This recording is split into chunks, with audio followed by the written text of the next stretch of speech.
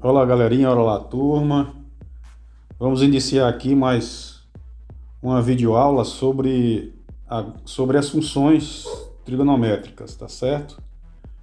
Vamos sair um pouco aí das equações e vamos entrar nas funções trigonométricas, que são de fundamentais importância para a gente continuar compreendendo a trigonometria, tá ok? Vamos nessa, vamos estudar.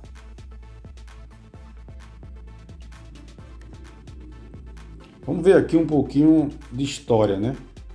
É sempre importante a gente estar lendo alguma coisa sobre a história da matemática, principalmente, desses grandes conteúdos, né, que têm perpassado de geração a geração, dada a sua importância.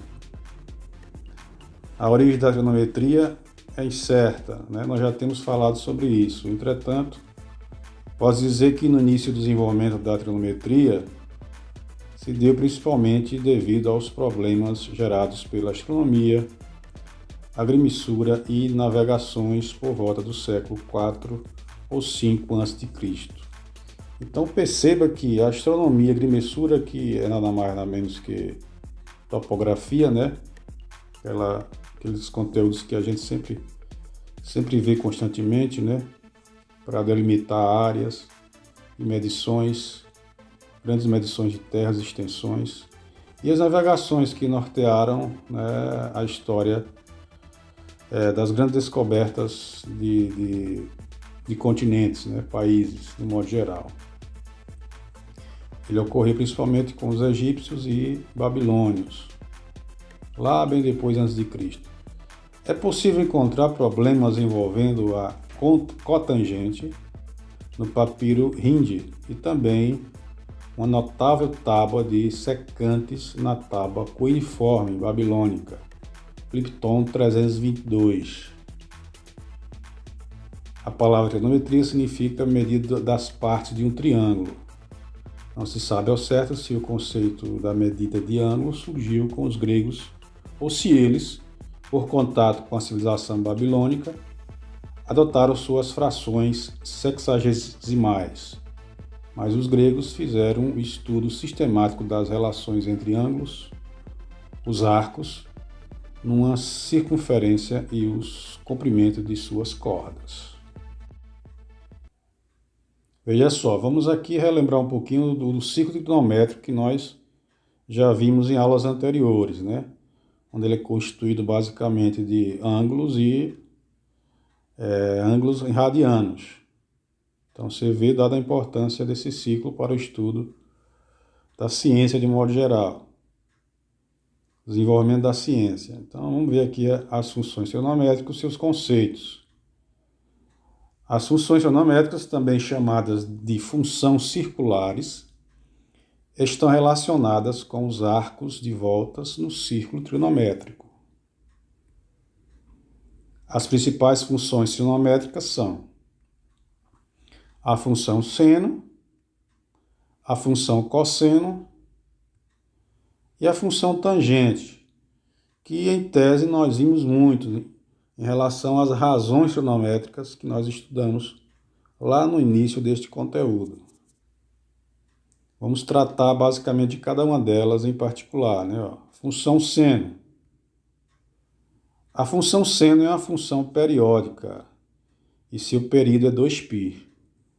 Ela é expressa por função f de x, que é igual a seno de x. Você vai perceber que à medida que nós formos trabalhando essas funções, você vai se dando conta da familiaridade, né? Aquela questão que nós calculamos sempre, né? A razão de seno, cosseno e tangente, as razões trigonométricas. Quando você quer encontrar o seno de um ângulo, você tem aquela tabela dos ângulos notáveis, que daí desenvolve os demais ângulos, né?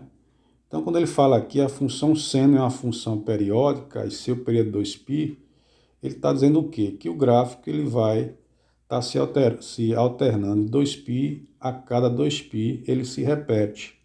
A gente vai entender isso lá junto ao gráfico. Então vamos continuar aqui, ó. No ciclo trigonométrico, o sinal da função seno é positivo quando o x pertence ao primeiro e segundo quadrantes. Já no terceiro e quarto quadrantes, o sinal é negativo. Então, perceba aí, isso é perfeito de ilustração, demonstração a vocês. No primeiro quadrante, os valores de seno é positivo, né? Primeiro e segundo quadrantes, no terceiro e no quarto são negativos. Vamos ver aqui como é que se desenvolve o gráfico da função seno. Além disso, no primeiro e quarto quadrantes, a função f é crescente. Já no segundo e terceiro quadrantes, a função f é decrescente. Ou seja, aquilo que nós vimos lá estudando círculo trigonométrico, né? Árculos e ângulos, a gente percebe que à medida que o ângulo vai aumentando, consequentemente o seno também vai aumentando, tá? Quando ele passa para o segundo e terceiro quadrantes, ele vai reduzindo, porque você percebe que esse seno ele vai diminuindo conforme o ângulo também diminua ou aumente negativamente até chegar a 180 graus. O domínio e o contradomínio da função seno são iguais a R, ou seja, ela está definida para todos os valores reais. O domínio de seno é o conjunto dos números reais. Ou seja, qualquer valor numérico relacionado a ângulo, outro valor correspondente, tem a ver com o conjunto dos números reais. Então vamos para frente, que à medida que nós formos trabalhando, nós vamos compreendendo melhor estes conceitos. Já o conjunto da imagem da função seno corresponde a um intervalo real, menos 1 e 1. Ou seja, menos 1 seno vezes seno de x, 1. Ou seja, seno de 1x. Isso quer dizer o quê?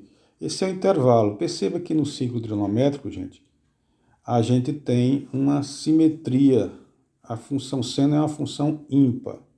Para cada valor de seno negativo, você vai ter um seno de x positivo. Tá? Eles se alternam. O gráfico da função seno, que é igual a f de x, é igual a seno de x, é uma curva chamada de senoide. Então veja aí, nós temos um exemplo aqui. Perceba que nós temos o eixo da abscissa, o eixo das ordenadas. Quando a gente traça os pontos, ele constitui aí um gráfico chamado de senoide, né? A sua curva, chamada de senoide. Então é importante a gente fixar esses conceitos. Para construir o gráfico de f de x igual a seno